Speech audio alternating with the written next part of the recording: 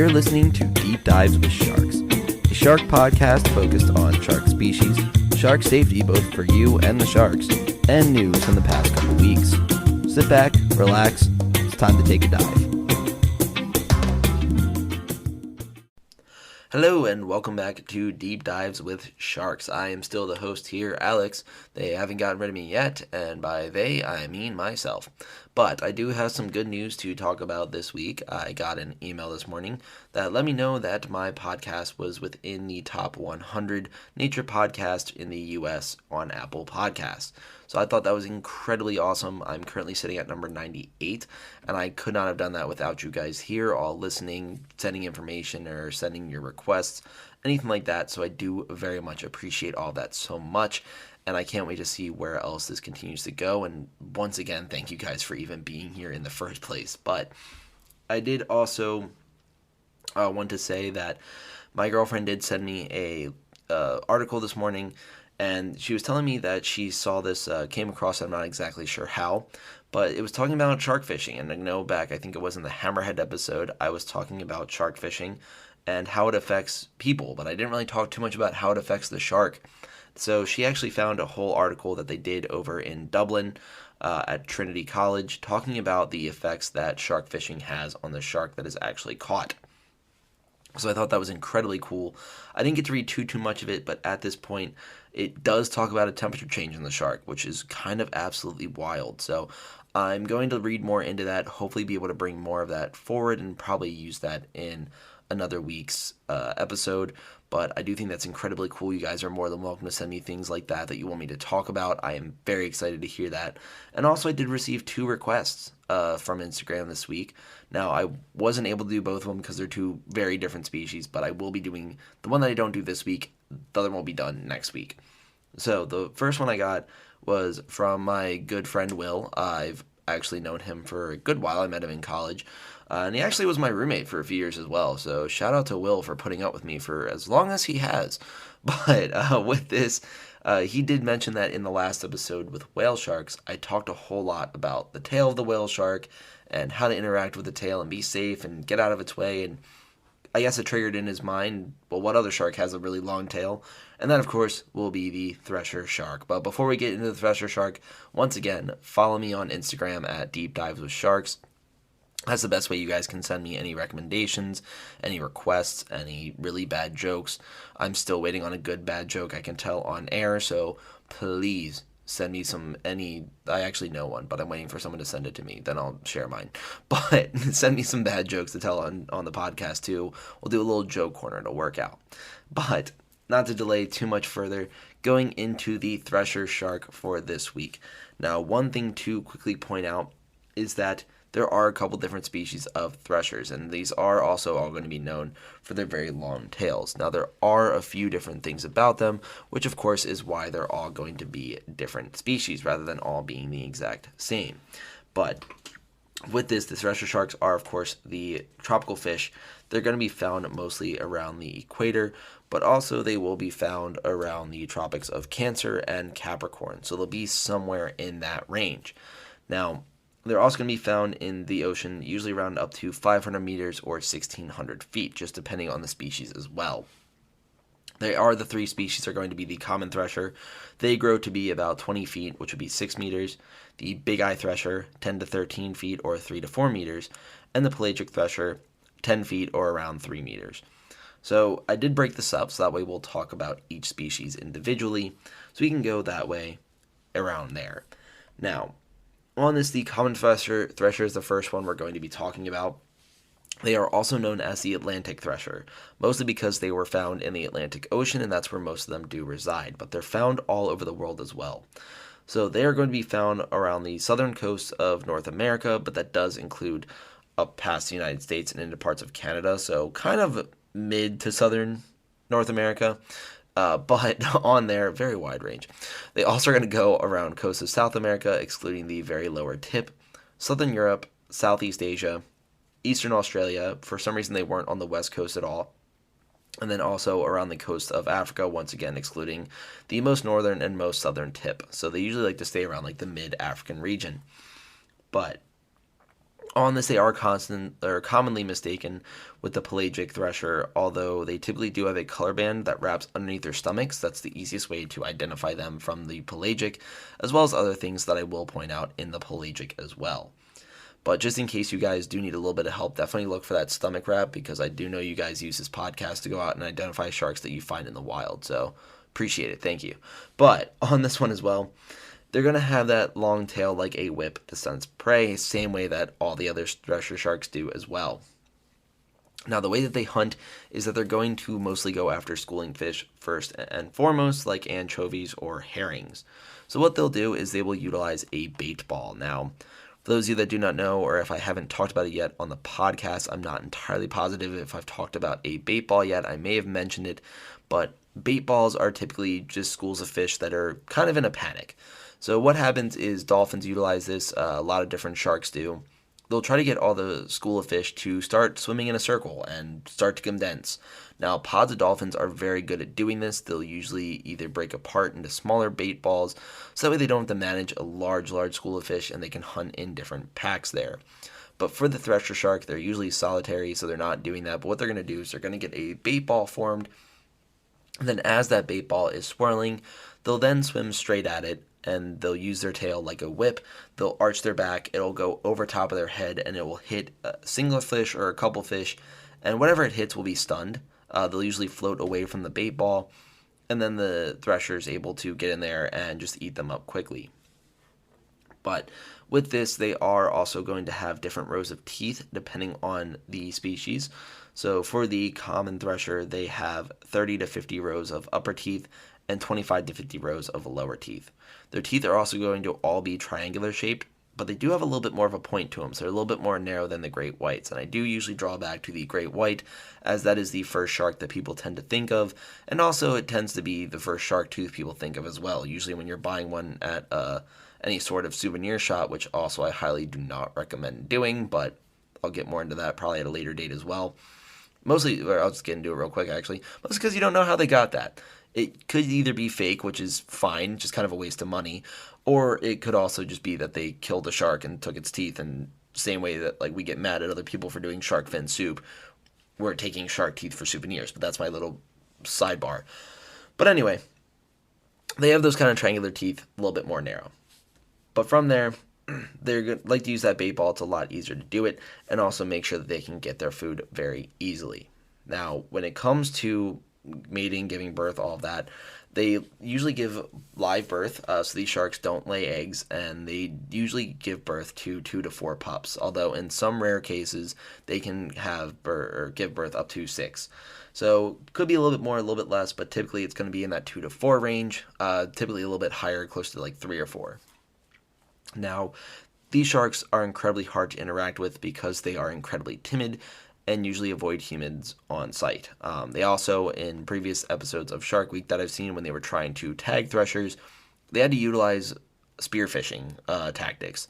So they'd have to send the diver down in a free dive, and they wouldn't have scuba gear or anything like that because the apparatus would be too big and clunky, and these are very agile fish. And also utilizing that silence that they can have, because having the bubbles come out also would frighten the shark, so you need to make sure that they weren't going to scare it off before they could do anything. So they really don't interact with humans at all. Very, very rarely, I should say. But that is what I have for the common, and moving on to the big eye.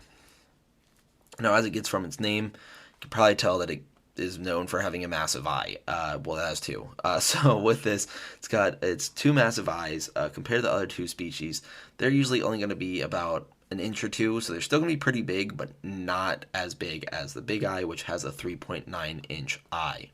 Now, they also help to hunt in dim light because they can get more light into that eye, so it's going to be able to see in darker settings, and therefore they tend to hunt when light is dimmer, especially around dusk, which is also partially why sharks are known to hunt at night or when it's darker out, and they say you shouldn't get in the ocean at nighttime or in the early morning, just kind of when the light isn't as bright. They also only have 19 to 24 rows of teeth in their upper jaw, and then 20 to 24 on the bottom jaw, rows, I should say. Now, they are also going to be the same shape as the common thresher, that triangular but more narrow.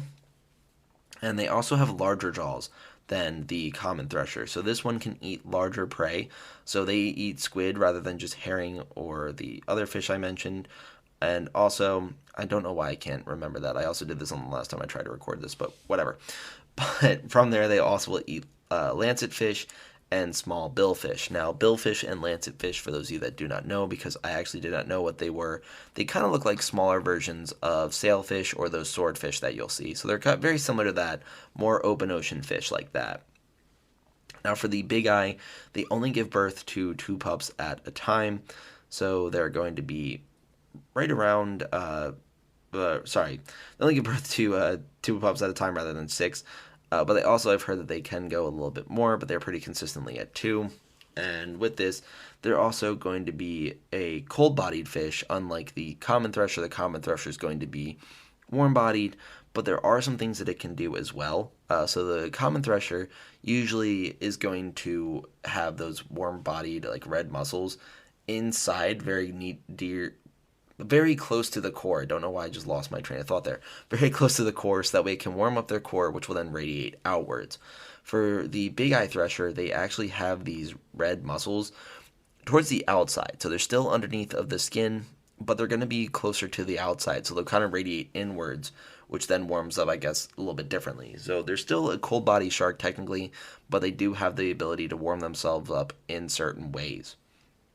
This species also will have very few interactions with humans, as they do tend to live 600 feet below the surface, so they don't come to the surface quite as much as the common thresher does. Hence, the common thresher is known for being common, as you see it the most. But lastly, we do also have the pelagic thresher. Now, this is going to be the smallest of the threshers. This one will only measure up to about 10 feet in length. This one also has more elongated pectoral fins than the other 2, so these tend to stick out a lot more. People can identify them pretty quickly that way, although this one does look very similar to the common thresher as well, which will come up in a second. But this one does have a record length of 16 feet. Now, this has caused many scientists to dispute this, as they usually don't only grow much larger than 12 feet at the most. So the fact that one could be 4 feet longer than the largest one known to record kind of caused a lot of problems. So a lot of scientists have disputed this, which kind of makes me laugh, simply because I can only imagine a bunch of scientists yelling at each other about what species it could have been, when in reality none of them are actually there. Now, this is something that would constantly come up, though, as they want to make sure their records are correct, so I definitely understand why it's happening. It just makes me laugh a little bit. But these sharks also tend to have a purplish color rather than the grayish blue color. So it's kind of neat to see in that regard that, like, some of these sharks get these really, really pretty colors that come out. And on this, they do have a really, really shiny purple that does come out. Kind of looks a little bit iridescent, which is kind of neat. Now, they're also known as the most athletic and the strongest swimmers of all the threshers. So they've been seen to leap out of the water. So that way they've done it multiple times. Now, the researchers weren't quite sure as to why they were doing this. This could have been for just a bunch of different reasons. So they don't know if it was for hunting, if it was for a display of a mating act, anything like that. There was an individual that did do that about 5 times, though. So very possible that they do it just for fun, too. Now, the really neat thing about the pelagic thresher compared to the other ones is that this one can feed on barracuda. Now, barracuda as a fish terrify me. I can talk about sharks. I want to go free diving with sharks. If I see a barracuda, no, that just does not, nothing about me wants to see a barracuda ever. If I go my whole life without seeing one, I'll be okay. But it's just something really neat, because they also will eat lightfish and escalars, which are very interesting looking fish. It's very hard to describe them. I definitely recommend looking those up. But with this, when they give birth to pups, they only give birth to 2 at a time. Very rarely will they only give birth to 1. So it's a really interesting situation that they consistently give birth to 2, unlike the other ones that fluctuate between 2 to 3 or 2 to 4, somewhere in that range. So they are very consistent in that range. Now, this kind of goes back to going all of the threshers. So for all the threshers, there's only one known bite that has ever happened with a person, and that's because they would not stop messing with its tail. So they've only ever bit one person. That's mostly because of how timid they are and how much they don't interact with humans. And the whole story so far of this entire podcast has been, if you don't really mess with sharks, they tend to not mess with you. Now, of course, there have been a couple times where there have been unprovoked bites, but this, of course, goes back from record keeping with all sharks. And the fact that I think the hammerheads, had 17. So that's a large number, but also at the same time, 17 since like the 1850s, and that's a generous guess. That's kind of insane that only that many have been due to a hammerhead. So, kind of looking back at that, the fact that there's only been one bite from a thresher shark that spans a timeline of over 100 years, pretty insane. But pretty much don't mess with a shark. They won't mess with you. Now, of course, I do also want to say that there are all those unprovoked bites that we can talk about. And there are some sharks that are going to be jerks. The same way that humans can be jerks too. There was a shark, it was a bull shark actually, that swam 25 miles up the Delaware River and bit 5 people, which once I go over the bull sharks, we'll go more into that. But essentially, that's a very rare outlier case that a shark did this. There's going to be very rare cases where a human does something absolutely insane as well. So, same way that humans can be jerks, sharks can be too. So just always be careful no matter what situation you're in. You never know what a shark is going to do. Now, all these sharks are also listed as threatened. Some are more vulnerable than the other when it comes to the 3 thresher sharks we talked about. And that is because they do have a lot of predators. Now, being one of these smaller sharks, larger sharks do tend to eat them. Also, toothed whales like the orca, they are going to eat them too. They also are really affected by parasites like tapeworms, and humans are a massive threat to the thresher shark too. So humans like to use them as game fish. This is a really good fish they like to hunt for meat and for their fins, and their tails have a lot of value as well. Also, something that really irritated me is that if you go onto Google and you search up the thresher shark, if you're on a laptop or a computer, if you scroll down past the initial information of it, like the size and everything, underneath of it are drop tabs that all tell you how to cook and prepare and what it tastes like. So this is a very common shark to eat. And I was like, what in the world are you doing, Google? Why are you teaching me how to eat this shark? Do you not know why I'm here? Especially with my search history of all the different sharks. When have I tried to figure out what they taste like? So kind of wild there that they just kind of tell you to fillet it up. It's really good in steak and chips and everything. Oh my god, I was losing my mind. But there's still a lot to learn about these sharks. So they're one that's because of how timid they are. It's been very hard to get close to them. So there's probably going to be more that comes out in the future as we get more technology that can look into these guys more. So there's a good shot that this will be one of those species that I do have to revisit sometime in the future. So that is, of course, what I have for the thresher shark. But actually, one more thing to quickly add, that this is another one of my favorite species of shark. And I actually didn't realize before today that there were 3 different species of thresher shark. And actually, a couple years ago, I finally decided I was going to get a tattoo of a shark. With how much I love sharks, I figured it'd be the right thing to do. And so I went with a thresher shark, and then actually through this research, I was able to figure out that I actually got a tattoo of a pelagic thresher shark, which I did not realize, which I think is pretty awesome. So kind of went with the lesser known of the 3 thresher sharks, which I usually try to go a little bit off the beaten path. So I did think that was kind of cool. But of course, if you guys do have any other questions, any follow-up, anything like that, please let me know. Follow me on the Instagram to ask those questions, and I'll do my best to get back to you on it.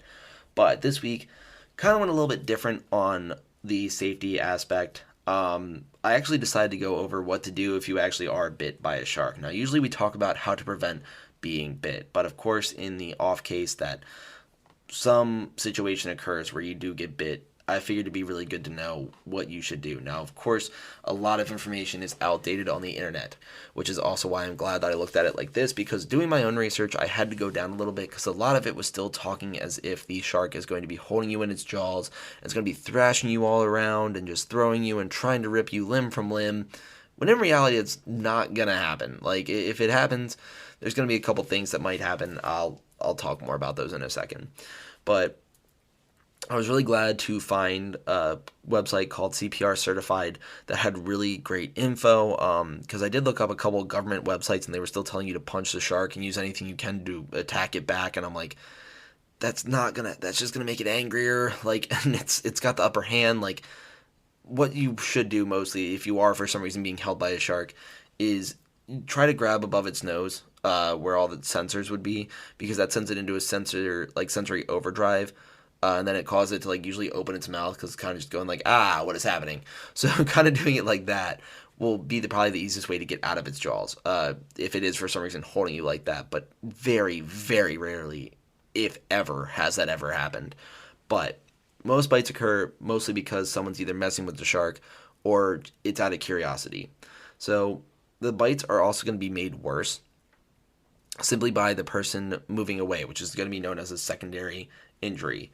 So on that, pretty much the best way to avoid that is to not move your arm or leg or anything that is currently being bit. Now, mind you, that is an insane thing to say. So hearing that, you're probably thinking, how am I supposed to just not move when something just sunk its teeth into me? A lot easier said than done. I guarantee, like, anything touches me in the ocean, I still jump out of my skin. So same way, it's probably going to happen. So we're going to talk about how to minimize the effects of that, because it's usually a chemical reaction anyway. It's not even like you being able to sit there and be like, okay, yeah, I won't move. It's usually going to be a chemical thing that your body just involuntarily moves anyway. So yeah, we're going to talk about what to do for that.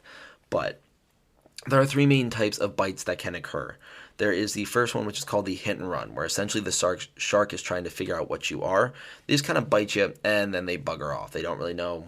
They pretty much figured out that you're really sensitive. They can't really handle you, so they're just going to leave. We then have the bump and bite. Now that's going to be very similar to the hit and run, where essentially the shark swimming, it hits you, or bumps into you, and then it's like, oh, what's this, and tries to figure it out, but using its mouth, because that's how it has to figure things out.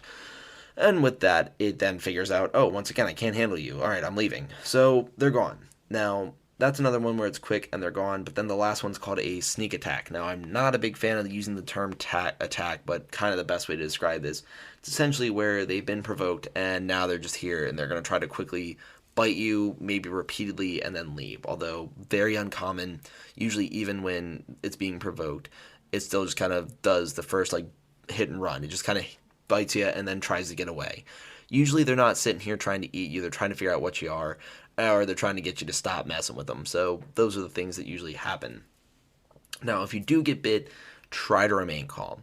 I cannot emphasize the word try, and I don't think I've ever emphasized the word try harder in my life, because you just got bit. That's a really shocking and painful situation. I'm not going to tell you it's going to feel like sunshine and rainbows. But with that, you got to try to remain calm.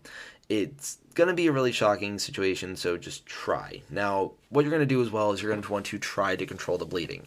Most of the sharks you're going to interact with, especially the ones that might bite you, if you're on a beach, close to the shore, anything like that, they're going to be smaller. Now, of course, there are videos of larger sharks that do get closer to shore, but for the most part, they're not going to be too big. So the bite size that you're dealing with, it's only going to be a couple inches rather than a couple feet. So you should be able to either cover it with your hand, clothing, anything like that. But even if it is a little bit bigger, still try to cover it with anything that way. Now, on this, the only other big shark I can think of that you might suddenly come in contact with would probably be the great white over in California, or even in Hawaii when you're surfing. So surfers do come in contact with these larger sharks a bit more commonly. And on this, they may deal with larger bites. But from there, same thing, just try to control the bleeding. Try to get out of the water calmly as well. So you don't want to stay in the water just bleeding, because as people know, that does tend to send sharks into a bit of a frenzy, causing them to have more aggressive behavior. So you want to try to get out of the water calmly. Now, don't get out quickly, because that's going to cause you to still bleed more. Your heart rate's already going to be going. So just trying to, once again, stay calm. Remember to keep pressure on the wound. Try to wrap it up with whatever you can calmly out of the water. So put pressure on it as soon as possible. From there, when you're also going to be on the beach, you want to try to make sure that you can get the wound above your heart if possible. So if it's on your arm, raising your arm up as long as you can, propping your arm up on something so that way it is above your heart, it's elevated in that way. Usually positioning it on something that way. And then making sure that you're in a comfortable position, because being comfortable is also going to help to lower your heart rate. So staying in there, and the lifeguards, of course, should be on hand at this point. They should be already stepping in to take care of the situation. And then also EMS once they get there. But from here, you also want to utilize clothing, towels, really anything you can, anything you brought, just kind of wrap that all up. Now, of course, if someone has a bandage, fantastic. But anything really will work that will absorb and also help to clot, keep that blood together there, because a lot of times you can pretty much help to recover from any illness or anything that comes from it. So even if it's like dirty, like, yeah, that stinks, that's not going to be the best, but it's going to be a lot better than trying to treat death. So blood loss is the main thing you want to be concerned about. I wouldn't deny anyone's like t-shirt or anything like that because you've seen them wear it in the water.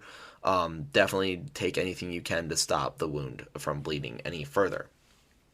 Now, because sharks do have a lot of bite power in them as well, they do tend to be able to break bones. So if there is a broken bone, do not try to set the bone yourself. It does not matter what situation you're in, even if you are someone who's gone through med school, anything like that. Don't try to reset the bone yourself on the beach. Even if a doctor is there, they're probably not going to try to do it themselves. Most thing you want to do is try to kind of pad that, put it in a position. Like the thing that I was always taught when I was a lifeguard was simply get the person comfortable. If they're comfortable holding it here, see if you can like, I say here as if you guys can see me. If they're comfortable holding like their arm against their chest, then just kind of get something to wrap their arm there so they can like relax their arm. It's not going to fall down.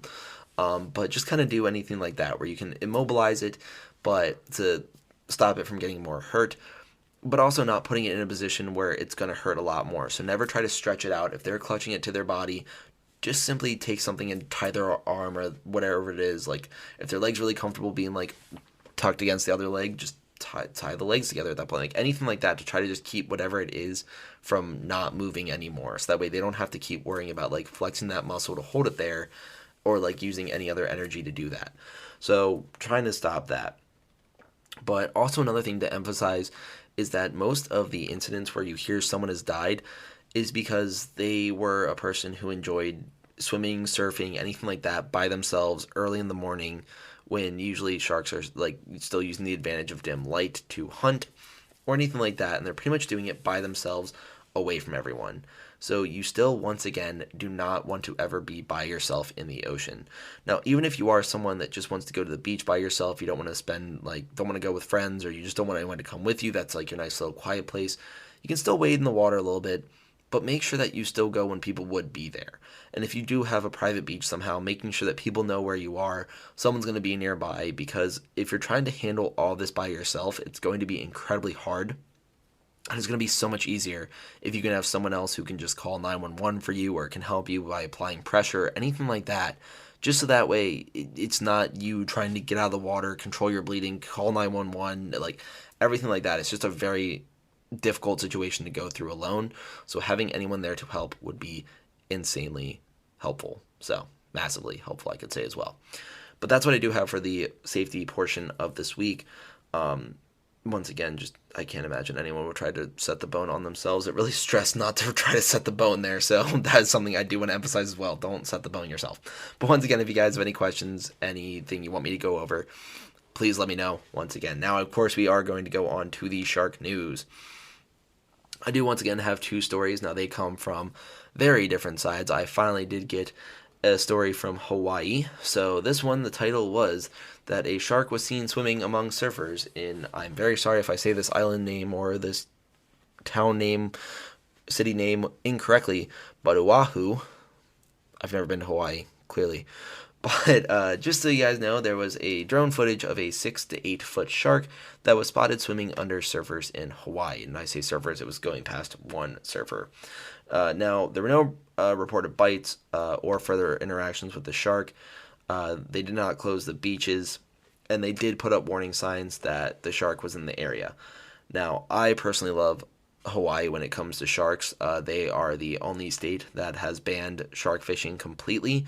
So anything that will lead to a shark being caught on a hook is finable, and also you could serve jail time. Now, also, as I mentioned in another episode, they do highly respect certain sharks and see a lot of them as not man-eaters, which is solid. I swear I'm going to make Hawaiians my best friend, hopefully, one day, because they just sound so cool when it comes to pretty much everything, but also when it comes to sharks. So with this, in the video watching, you just kind of see that there's surfers like hanging out, chilling on the waves, and then as like the drone starts following one, he kind of starts pointing behind, and you can kind of see the figure, but not a whole lot. Another surfer just kind of gets up on his board casually as the waves coming in, and he literally goes right over top of the dorsal fin, and the shark's just casually, slowly swimming out to the ocean. Now, it never came back, it never bit anyone. It seems like it was a really cool interaction for a lot of the surfers, but also like probably a really scary one, because as you know, there's been plenty of times where surfers have been injured because of sharks, so probably really cool, probably really scary, but I definitely think that Hawaii handled this fantastically, where they let people know, hey, there's a shark in the area, so be safe, like don't swim a million miles out of shore. It's not going to be very smart, but also didn't really try to cause a whole lot of fear. They weren't like, oh no, run, go home, because it didn't do anything. It wasn't in an aggressive mood. It wasn't hunting. It was just hanging out, and it's the area that it lives in. So I really do like the way that they interact with sharks there, the way that they all just kind of coexist. It's fantastic. So that is the first story that I have. Not too exciting. That one actually came out yesterday. So this one though, this one did come out today. This is, why did a shark wash up dead in New Brunswick? Comes from Canada, CBC News. And it was 11-foot great white shark washed ashore in Point Spain Beach. Now, it did say it was near a park. I could not pronounce the name of that park to save my life, so if you do find that story, you can try to pronounce it yourself. But there was a lot of blood pooling from the shark, which raised a lot of questions and caused a lot of action to be taken, most specifically calling the Marine Animal Response Society, or MARS for short. Now, researchers did want to note that only 3 great whites had washed ashore in the 23 years that they had been active. So they were really kind of surprised to hear that this has happened, because usually they're in the area, they know that these sharks are here, but typically they don't wash ashore. But they did do a necropsy, that's I think how you say that, and it actually took 3 hours because the shark was 869 pounds or 394 kilograms. So it was a pretty large shark. Now, it wasn't the largest a great white can get, as it was only 11 feet, so it was actually pretty juvenile, but that's still incredibly heavy. Now, white sharks are actually protected in Canada by the Species Protection Act. So if it was a man-made incident or anything like that that caused the shark to die, this would cause further investigation.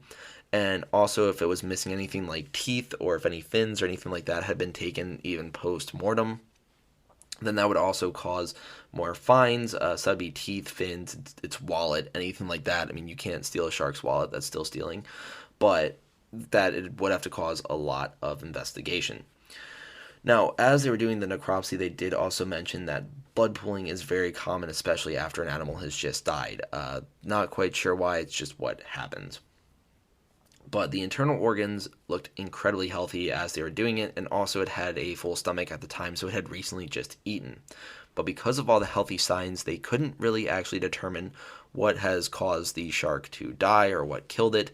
But they did have a couple theories, the most popular one being that there are seals in the area, a very popular food source for the white shark, and it was probably just most likely hunting, was going after one, got a little too close to shore, and then didn't realize how shallow it was, and accidentally beached itself and then suffocated. So thankfully, they don't think this was any foul play. They couldn't find any signs of that. So unfortunately, I think it was just an accident that ended up the shark died. Now, the thing that they did want to mention is that the white shark population up in New Brunswick is actually fairly large. They're not sure exactly how many numbers, but more research will do that. So, of course, if you are in Canada, swimming in the ocean at any point, just do realize that sharks are pretty much in every ocean around the world. So it is something to be vigilant about, not concerned about, but also just make sure that you are paying attention, you know your surroundings, And just realizing that no matter what body of water you're in, unless you're quite literally in a swimming pool, there's a really good shot that there could be a shark nearby, and just treating it as such. So don't be afraid of the ocean, but also don't do anything dumb. Like, you wouldn't slather yourself in barbecue sauce and then go lay in the middle of this African savannah. So don't go slather yourself in fish oil or like swim around a bunch of fishing hooks and then expect nothing bad to happen. So just be careful, be smart. You guys got this. I believe in you. But also, I did want to thank you all for the amazing support once again. I cannot believe that I actually got the email that I talked about earlier this morning. Give us a review, a rating, tell your friends about us. Follow us on Instagram at Deep Dives with Sharks. I'm going to mention that about 1.5 million times. And also, just come have your friends learn about a shark or two. I feel like it's a pretty great time, and I do appreciate all being here. So thank you for listening. Have a great week, and I will see you in the next one.